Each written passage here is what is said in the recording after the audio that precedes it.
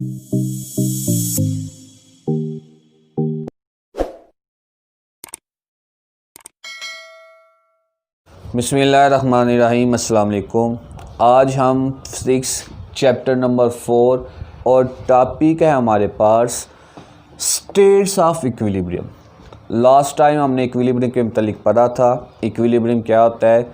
एक ऐसा बॉडी जिस पर कोई भी नेट फोर्स एक्ट ना कर रही हो। नेट फोर्स एक्ट ना करने से मुराद क्या है कि उस पर जितनी भी फोर्सेस एक्ट कर रही हों उन सब का सम क्या है, रिजल्टेंट क्या है, ज़ीरो। तो वो कैसे आ सकता है कि अगर equal and opposite forces act कर रही हों। उसके बाद हमने पढ़ा था जी कि इक्विलिब्रियम की दो कंडीशंस हैं, first condition and second condition. अगर किसी बॉडी पर ये दोनों कंडीशन सेटिस्फाई हों तो वो बॉडी इक्विलिब्रियम की हालत में होता है। अगर इन दोनों में से एक भी कंडीशन सेटिस्फाई ना हो तो इसका मतलब है वो बॉडी इक्विलिब्रियम की हालत में नहीं होगा।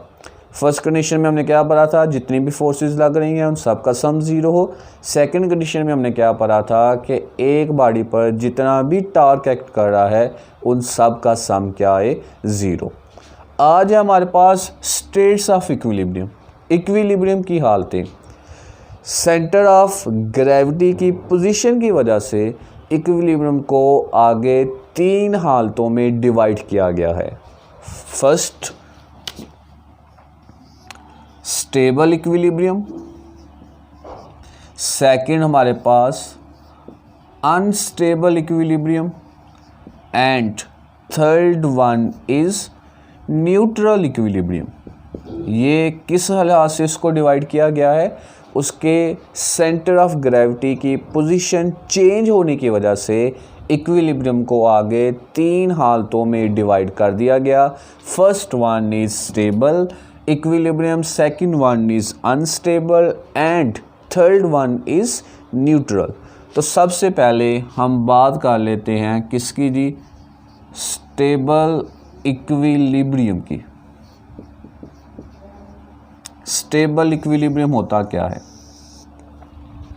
अगर किसी बॉडी का, क्योंकि मैंने अभी बात की कि हम यहाँ पर इसको स्टेट से क्या मुराद है, सेंटर ऑफ ग्रेविटी की पोजीशन चेंज होने की वजह से, पोजीशन की वजह से हमने इसको आगे जो है वो तीन हालतों में डिवाइड किया। तो स्टेबल इक्विलिब्रियम कहता है अगर हम किसी बॉडी को थोड़ा सा टेढ़ा करके छोड़ दें तो बॉडी अपनी पहली पोजीशन पर वापस आ जाए। फॉर एग्ज़ाम्पल हमारे पास ये एक बुक है, इसको मैंने यहाँ पर इस तरह रखा, तो जब मैं इसको थोड़ा सा टेढ़ा करूँगा यानी थोड़ा सा इस तरह उठाऊँगा, छोड़ूँगा, तो ये क्या करेगा? पहली हालत में वापस आ जाएगी। यानी अभी बुक इस हालत में है, जब मैंने इसको थोड़ा सा उठाया, छोड़ा, तो ये दोबारा क्या करेगी? अपनी पहली पोजीशन पर वापस आ जाएगी। इसे कहेंगे हम स्टेबल इक्विलिब्रियम। अब इस पोजीशन में जो सेंटर ऑफ ग्रेविटी है वो क्या होता है? अपनी पोजीशन थोड़ी सी चेंज करता है। जैसे हम बुक की पोजीशन चेंज करेंगे, सेंटर ऑफ ग्रेविटी की पोजीशन भी क्या होगी? चेंज होगी। किस तरह चेंज होगी? यहाँ पर देख लें जी। फर्स्ट कर लिया, वैसे तो मैंने आपको बुक की एग्जांपल बता दी है, यहाँ पर डायग्राम ड्रा करने की कोशिश करते हैं। फर्स्ट कर लिया, ये हमारे पास कोई एक बुक है,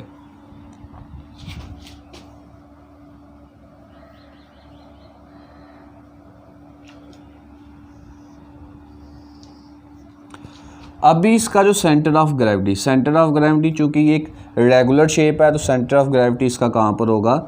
यहाँ पे मिड में। लेकिन जैसे हम बुक को इस तरह थोड़ा सा ऊपर उठाएंगे, मसलन अब हम बुक को इस तरह थोड़ा सा जो है वो ऊपर उठाते हैं, तो अब इसका जो सेंटर ऑफ ग्रेविटी वाला पॉइंट है वो चेंज हो जाएगा। किस तरह चेंज होगा जी? यहाँ पर देखें,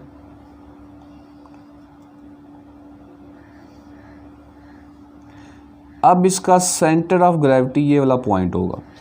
तो यहाँ पर देखिए, फॉर एग्ज़ाम्पल ये हमारे पास एक टेबल है या ज़मीन कह लें, तो यहाँ पे इसका centre of gravity lower point पर था, जबकि यहाँ पे जो सेंटर ऑफ ग्रेविटी है वो क्या हो गया? चेंज होकर अपर पॉइंट पर चला गया है।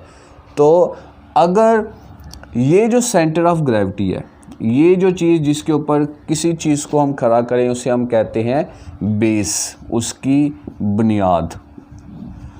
जब तक ये सेंटर ऑफ ग्रेविटी से सीधी लाइन जो हम ड्रा करते हैं इस बेस के अंदर रहती है, तब तक बॉडी क्या होगा, दोबारा अपनी पहली पोजीशन पर चला जाएगा। मसलन यहाँ पर देखें, ये सेंटर ऑफ ग्रेविटी से सीधी लाइन जो है कहाँ पर है, इस बेस के अंदर है, इसीलिए बॉडी क्या हो गया, पहली पोजीशन पर वापस आ गया। ये जो आप अक्सर देखते हैं कि जो मूवीज़ वगैरह में स्टंट किए जाते हैं किसी भी चीज़ को, जिस तरह गाड़ियाँ कह लें कि जो गाड़ियाँ होती हैं वो इस तरह चल रही होती है तो उसको थोड़ा सा इस तरह उठाया जाता है और दोबारा फिर वो पहली पोजीशन पर आ जाती है। उसकी वजह भी यही चीज़ होती है कि उसका जो सेंटर ऑफ ग्रेविटी से सीधी लाइन जो आ रही है वो जब तक बेस के अंदर रहेगी तब तक वो गाड़ी जो है पहली पोजीशन पर वापस आ जाएगी।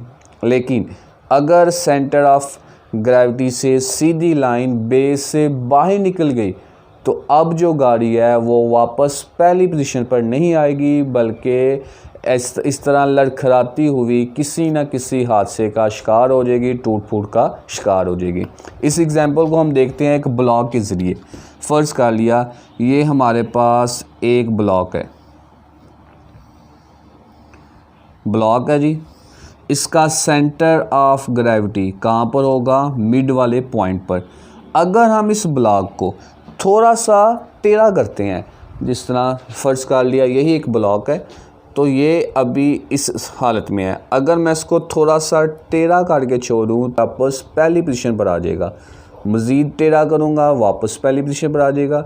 लेकिन अगर इसको मैं बहुत ज़्यादा टेढ़ा कर देता हूँ तो अब ये पहली पोजीशन पर वापस नहीं आएगा, बल्कि क्या करेगा, इस साइड पर गिर जाएगा। उसकी वजह भी यही होगी कि जब मैंने इसको ज़्यादा टेढ़ा कर दिया तो ये जो सेंटर ऑफ ग्रेविटी से सीधी लाइन है इस बेस से बाहर चली जाएगी।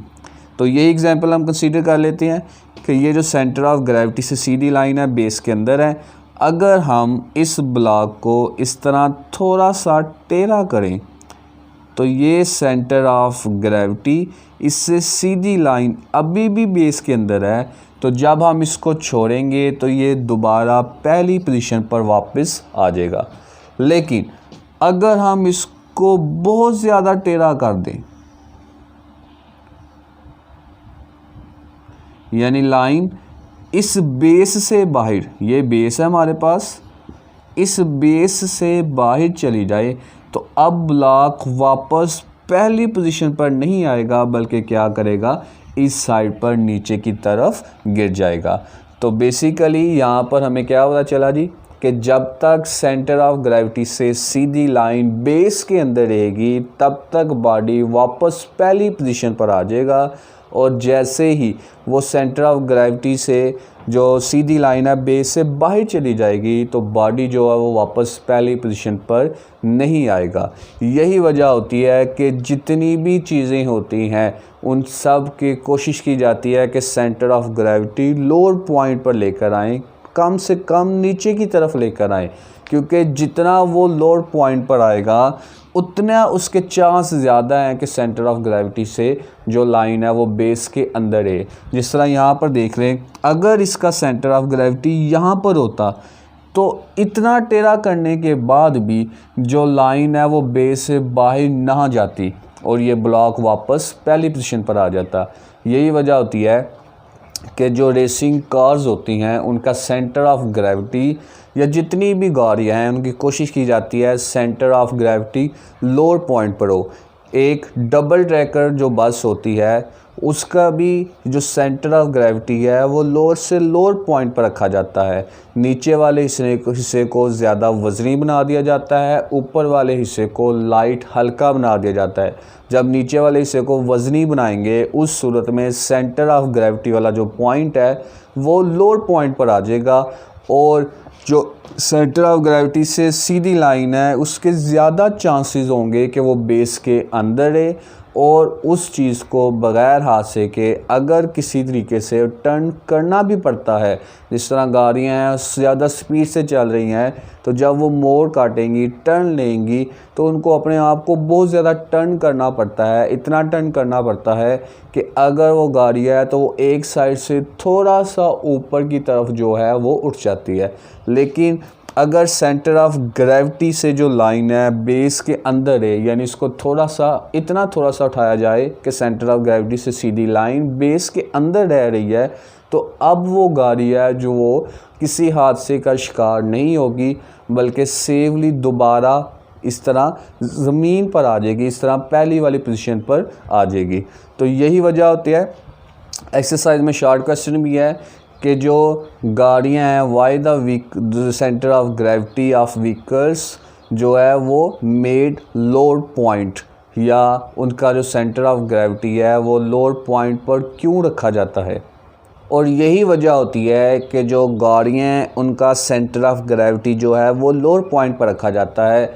एक्सरसाइज में एक शॉर्ट क्वेश्चन भी है 4.13, why the height of vehicles is kept as low as possible, कि गाड़ियों की जो सेंटर ऑफ जो हाइट है वो कम, ऊंचाई कम क्यों रखी जाती है। सिर्फ इसलिए रखी जाती है ताकि उसका जो सेंटर ऑफ ग्रेविटी है वो लोड पॉइंट पर, नीचे वाले पॉइंट पर आ जाए, ताकि गाड़ी किसी हादसे का शिकार ना हो।